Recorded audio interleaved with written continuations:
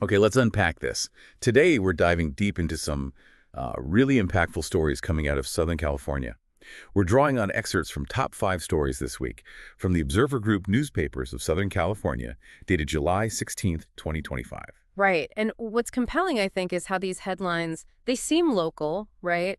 But they really tap into much larger national trends and, frankly, some immediate challenges people are facing. Yeah. So we'll pull out the key insights, try to connect some dots, and really help you understand the so what. What does this mean for communities, not just in California, but maybe elsewhere, especially where policy hits daily life? Okay, great. So let's kick off with, well, it's a huge federal policy shift. President Donald Trump's One Big Beautiful Bill signed into law July 4th, and it's already shaking up California's 2025-26 state budget in a big way. It really is. The core of it basically projects about 1.6 to $2 trillion in federal spending cuts over the next decade. And crucially, these aren't just, general cuts. They specifically target programs like Medicaid, food assistance, housing, transport, education, clean energy. All the big ones for California's safety net. Exactly. They're really foundational for the state's social safety net and its equity goals. And Governor Newsom's reaction was pretty strong. Extremely strong. He called it a complete betrayal of Americans by the Trump administration and warned it decimates middle-class opportunities. Pretty direct language. Very direct. And you can feel the concern there because, again, these aren't just numbers on a page. These translate directly to services people rely on. So let's dig into that. The most immediate impact seems to be on Medi-Cal, California's Medicaid program. The scale is just immense. About 15 million residents covered. That's nearly a third of the whole state. It's huge. But what really jumped out at me was the impact on Black Californians. Over 3 in 5 Black children and youth, almost half of all Black residents, rely on Medi-Cal. That's right. It's heavily utilized by the Black community, which is why this structural change in the law is so critical. It basically replaces the old system, the open-ended federal match, where the feds paid a percentage of costs. However much was needed, essentially. Right. It replaces that with capped block grants, a fixed amount of money, period. Analysts estimate California could lose, conservatively, maybe $2.8 billion a year in federal funds over 10 years. $2.8 billion a year. That adds up fast. Think about it. That's like losing the entire annual budget of a major city's health department every single year for a decade. The cumulative effect is massive. And California's already trying to react, right? They've increased state funding for Medi-Cal to $39 billion. They have in the new budget. But even with that increase, officials are warning that optional benefits might have to be reduced. Things like dental, vision. And CalAIM services? Yeah. What does that cover again? Yeah, CalAIM is really important. It provides things like enhanced care management, medically tailored meals for folks with specific needs, transitional rent assistance, sobering centers, even doula care for high-need groups. Think people experiencing homelessness or managing complex chronic conditions. Okay, so really crucial support services. Absolutely. And this isn't just about budgets, it's the human cost. Senator Akilah Weber Pearson put it very starkly. She said, "It will force low-income seniors to choose between medicine and rent, leave children with chronic illnesses without consistent care, and strip people with disabilities of daily support." That's a devastating choice. It is. And the Groundwork Collaborative, that economic think tank, they estimate 3.5 million Californians could actually lose their Medicare coverage entirely. 3.5 million people. That's like the population of, well, a very large city. Exactly. Suddenly without essential healthcare access. Assemblymember Isaac Bryan echoed that, saying millions of Californians are about to lose their health care, and specifically pointed out that the Black community will feel the brunt. And the state's already taking steps. Frozen enrollment for undocumented adults, planning monthly premiums. Yeah, they're already making moves. Frozen enrollment for undocumented adults not previously covered, and planning those $30 monthly premiums for many enrollees starting in 2027. It shows they're anticipating a significant shortfall. Feels like shifting the cost burden. It is, and it exposes a bigger systemic risk, too. Groundwork also warned that over 25 hospitals and 15 nursing homes could be at risk of closing, and these are mostly in rural and other underserved areas. Wow. So what happens to healthcare access then for those vulnerable populations? That's the critical question, isn't it? If those facilities close, the ripple effects go way beyond just the individual patients losing their direct care. It destabilizes entire communities. Okay, so huge impacts on healthcare. Let's shift to another area the bill hits, food and education. It expands work requirements for CalFresh, which is California's SNAP program, right? That's right. Starting in 2026, adults under 65, unless they're exempt, will need to work, volunteer, or be in training for 80 hours a month to keep benefits. That's extending the requirement up from age 50 previously. And similar conditions apply to some medical expansion enrollees, too. And the potential impact. Groundwork estimates 3.1 million Californians could lose food aid or see benefits cut. Liz Pancotti at Groundwork said it plainly. Food insecurity will rise as families skip meals to afford other essentials. It's a very direct consequence. And here's a connection I found really interesting, how this impacts school funding. Because CalFresh enrollment numbers affect how schools get funded through the local control funding formula, the LCFF. Right, it's tied to counts of low-income students. So if CalFresh participation drops, schools serving Black and low-income students could actually lose funding. Exactly. It's a kind of hidden consequence that could really undermine educational equity efforts. The Education Trust didn't mince words either. They called the law nothing short of the Great American Heist. Strong language again. Okay, what about climate and transportation? Yeah, the bill also repeals funding from the Federal Inflation Reduction Act, the IRA, specifically funding for clean energy and transit projects often targeted towards underserved communities like South LA, Richmond, Oakland. Is there a specific example? Yeah, the article mentioned an $8 million urban forestry grant for Oakland that's now threatened. Gone. Okay. And the broader consequences? Well, it jeopardizes things like weatherization programs to make homes more energy efficient, deploying zero-emission buses, improving air quality, things that are especially needed in low-income areas often burdened by pollution. So potentially higher energy costs and worse air. That's the warning from the Center for American Progress. And transit agencies are already looking at delayed projects, maybe even layoffs, because that funding is drying up. So with all this pressure, how's California officially responding? Well, Senate President pro tempore Mike McGuire basically said they have to balance preserving essential services with keeping the state financially stable. He said that will require difficult trade-offs. And lawmakers are trying to get federal waivers, especially to keep those CalAIM services going before the authorization runs out in December 2026. A lot of maneuvering. And this highlights a political split, doesn't it? Yeah. Democrats opposed, Republicans supported. Absolutely. You had California's congressional Democrats fighting against it, while Republicans, like Representative Vince Fong, praised it. He said it delivers immediate and meaningful results for the Central Valley, provides much-needed tax relief. Two completely different takes on the bill's impact. And the debate over the national debt impact is just as divided. The CBO says $3.4 trillion added debt. Right, the nonpartisan Congressional Budget Office. But then the Committee for a Responsible Federal Budget says $4.1 trillion, and the Cato Institute estimates maybe even $6 trillion.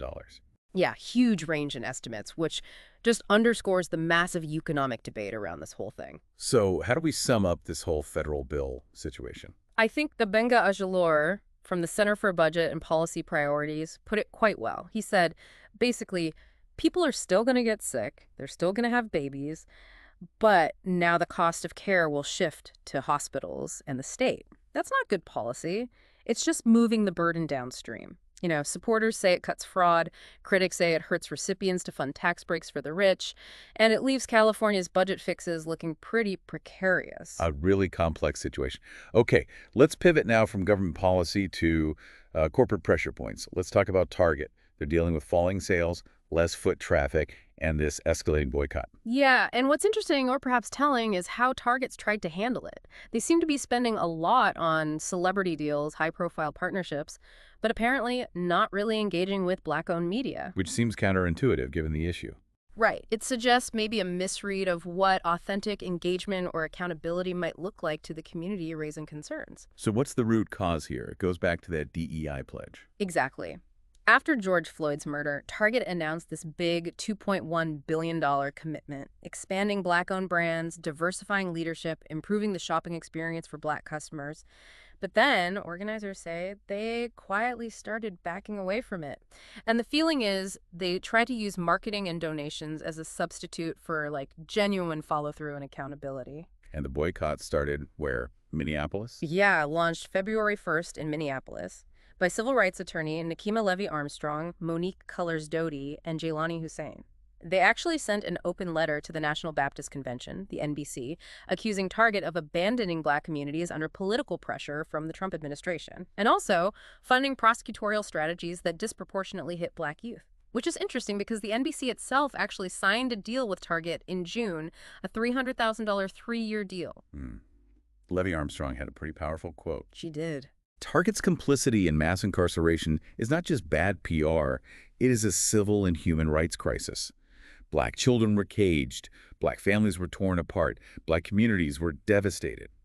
She also said Target lost the trust of the black community and alienated progressive consumers, and the boycott is ongoing and indefinite. Yeah, very strong stance. And Target's latest move, teaming up with that streamer, Kaya Snot, for the Tone personal care brand launch. The sleepover in the store thing. Right, that drew immediate backlash. Jemele Hill compared it to the NFL partnering with Jay-Z during the Kaepernick controversy, basically, seeing it as a distraction tactic. And Pastor Jamal Bryant leading the Target Fast. He also criticized them for focusing on influencers and sponsorships, like at Essence Fest, instead of direct talks. Seems like that approach isn't landing well. Even at Essence Fest this year, activists were apparently urging people to avoid Target's setup there. So the pressure is coming from multiple angles. Definitely. And it's collective. The National Newspaper Publishers Association, the NNPA, representing over 200 black-owned papers, they tried to engage with Target, but reportedly nothing came of it. And Reverend Marcus Cosby basically said, history shows economic pressure often works when other avenues don't. And it closes with Reverend Jesse Jackson saying, "We will remain steadfast, Target we will not break." But clarifying it's about policies, not people. Right. A clear focus on systemic change through economic leverage. Okay, while the state's dealing with budget hits and corporations face boycotts, there's another federal pressure point: increased immigration rates.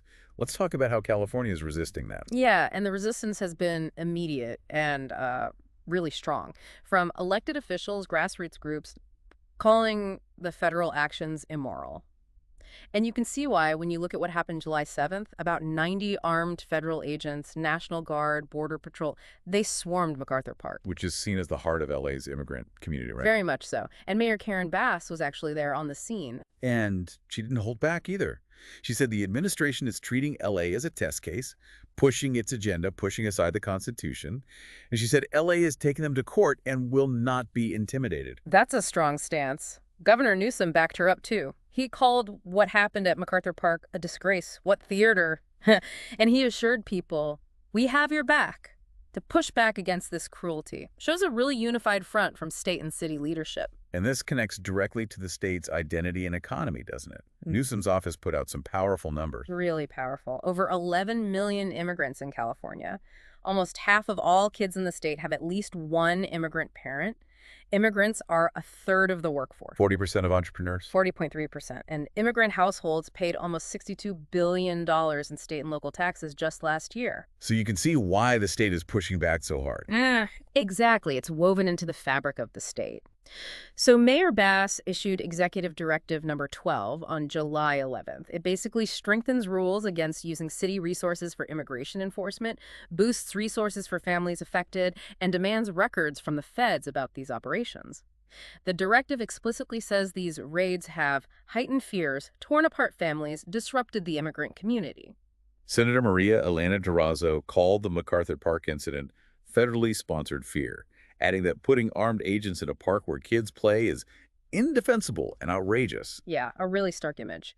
And this led to a legal challenge, too. A federal judge, Mame Yuwisi Mensah Frimpong, issued a ruling on July 11th.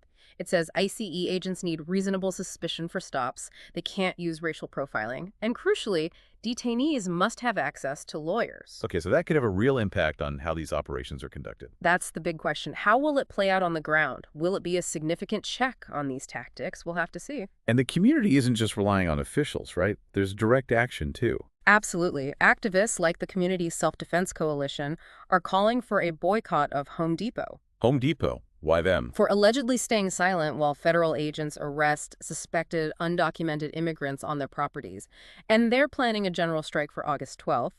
One member, John Parker, said, "Not only can we have the numbers to protest, but we can also shut down things." That's aiming for economic disruption. It is, and importantly, this is being framed as a broader civil rights issue.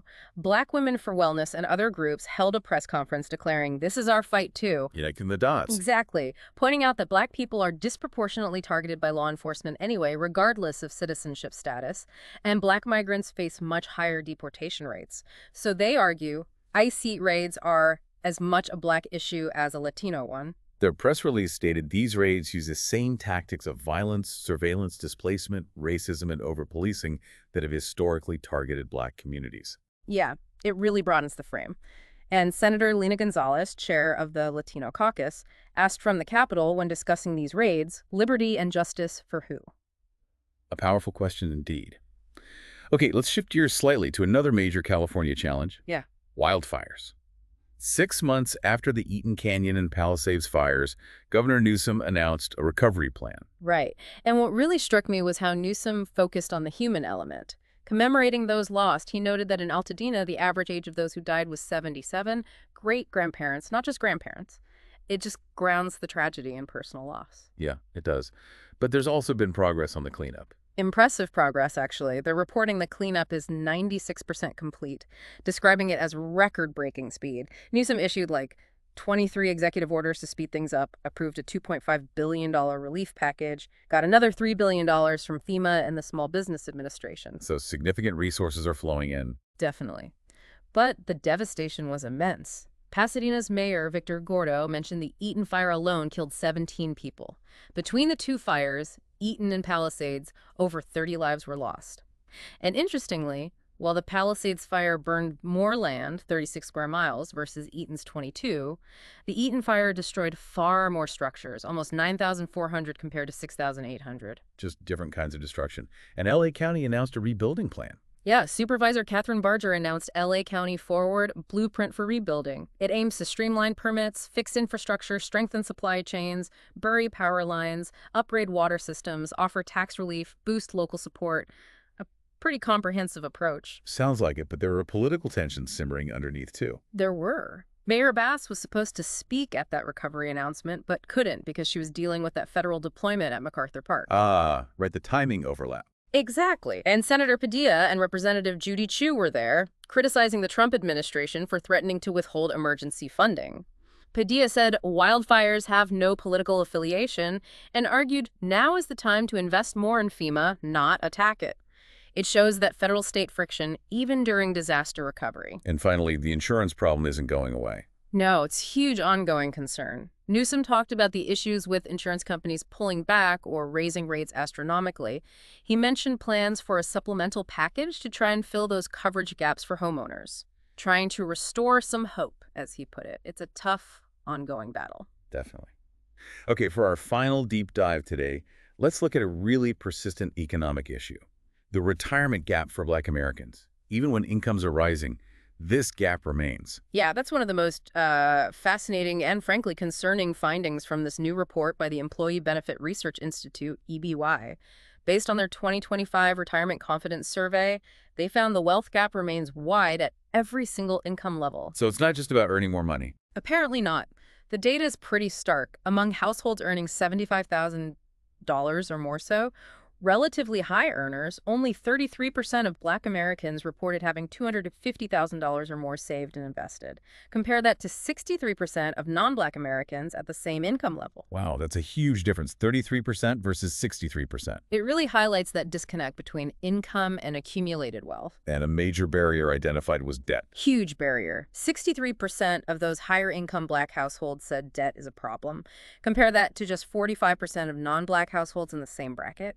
And almost half of the upper income Black respondents said debt directly impacts their ability to save for retirement or even live comfortably now. That's a constant pressure. It is. And it affects preparedness, too. While many Black Americans felt confident managing day-to-day money, fewer felt prepared for long-term investing or planning. Higher-income Black Americans were actually less likely to have personally saved for retirement, 77% versus 87% for non-Black Americans. It suggests systemic issues in building that long-term wealth cushion. And this plays out in actual retirement experiences too, right? Sharply different experiences, yeah. 44% of Black retirees said they retired earlier than planned because of health problems or disability. That's compared to 32% of non-Black retirees. So forced out of the workforce earlier, often. Seems like it. And Black retirees were also more likely to still be working for pay during retirement just to make ends meet, and more often said their retirement lifestyle was worse than they expected. That's a really tough reality after decades of work. It really is. And access to financial advice seems to be part of the puzzle, too. Hmm. Only 31% of Black respondents said they currently work with a financial advisor, though interestingly, almost half expect they will in the future. So there's an interest, but maybe barriers to access currently. Could be. And what they seek help for is also different. Black Americans were more likely to want help reducing debt, setting up wills or estate plans, getting life insurance, compared to just figuring out if they'd saved enough to retire. Which raises the question, how can the financial system better meet these specific expressed needs? Right. Sounds like a one-size-fits-all approach isn't working. That seems to be the implication. The researchers, Craig Copeland and Lisa Greenwald, they summed it up well. They said Black Americans reported disproportionately lower financial resources, and how they feel about retirement is clearly impacted by having less resources. And they suggested the system needs modifications like more help balancing competing priorities, debt reduction, supporting family, and building long-term savings. A much more holistic approach needed, it sounds like. So wrapping this all up, what does this mean for you, our listener? We've covered a lot of ground today. Federal policy shocks hitting California's budget, the safety net, the ongoing fight for corporate accountability with Target, that powerful resistance to immigration raids, the huge wildfire recovery efforts, and this persistent retirement gap. Yeah, and if you step back and connect the dots, these stories, while rooted in Southern California, they really aren't just local issues. They echo these larger national conversations we're having about economic justice, civil rights, environmental resilience, how power and resources are distributed. Who bears the burden when things change? Exactly. Who bears the burden? And how do communities actually mobilize to protect their most vulnerable members when faced with these big policy shifts or crises? So what really stands out to you from all this today? It leads me to this question. When you see all these critical issues intersecting like this healthcare funding, education, corporate behavior, immigration, climate impacts, economic gaps, how can individuals, how can communities effectively advocate for change? How do you make sure your voice is heard and your needs are met when you're up against these really significant, often entrenched systemic challenges? That's definitely something to think about as you navigate the news and the world around you. Until next time, keep digging deeper.